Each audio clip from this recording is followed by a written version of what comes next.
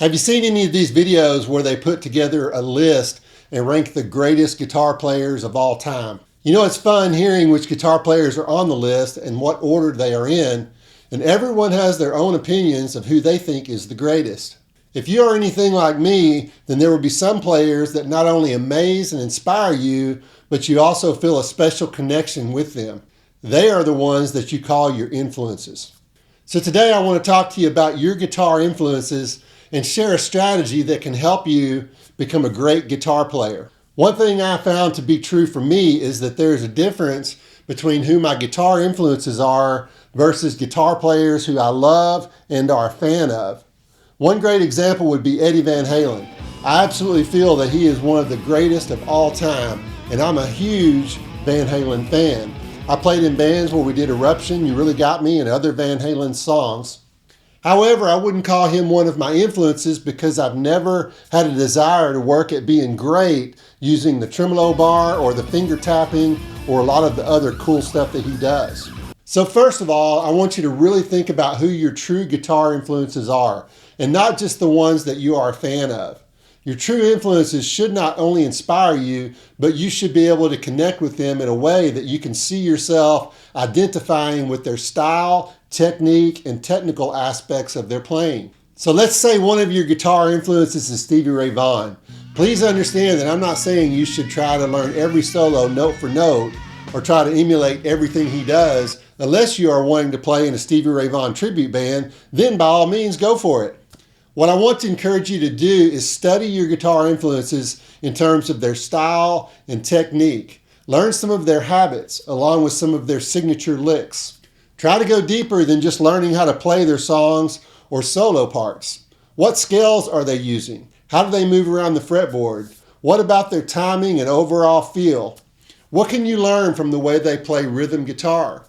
What about their technique, like bending strings and vibrato?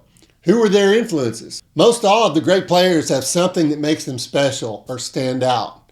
Zakk Wylde's vibrato is a great example.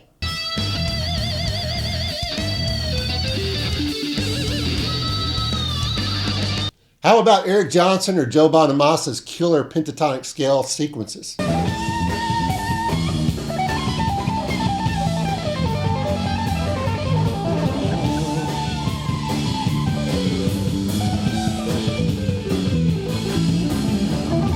Eric Clapton, B.B. King, and Stevie Ray Vaughan all have their own blues style and sound that is unique and stands out. So many of your 70s and 80s rock players and southern rock players have their own style and uniqueness. How about country players like Vince Gill and Brad Paisley? There are so many examples I could give you, but the key is for you to figure out who your true influences are and enjoy the process of learning everything you can about them. This can only make you a better guitar player and can help you to become a great guitar player. When I was preparing for this video, I spent some time putting together a list of my top 10 guitar influences and a list of my top 10 guitar players that I'm just a huge fan of. Check out those lists in the description. I only wish I would have spent more time studying my guitar influences and using this strategy that I'm encouraging you to do. So what about you? Let me know in the comments, who are your true guitar influences and why? The last part of this strategy would be to spend time watching live videos of your guitar influences to see what you can learn from them, especially anything you can find where they are just improvising and not necessarily playing a song. It's amazing the cool stuff you can find online.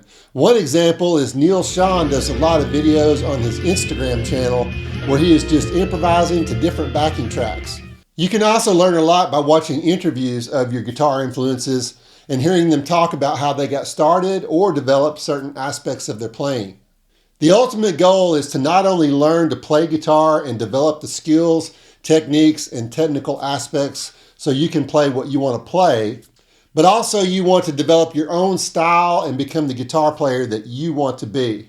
Part of that process is picking up bits and pieces from your guitar influences and incorporating that into your style and your identity as a guitar player.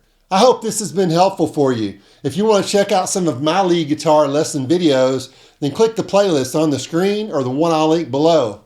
Keep rocking, and I'll see you in the next video.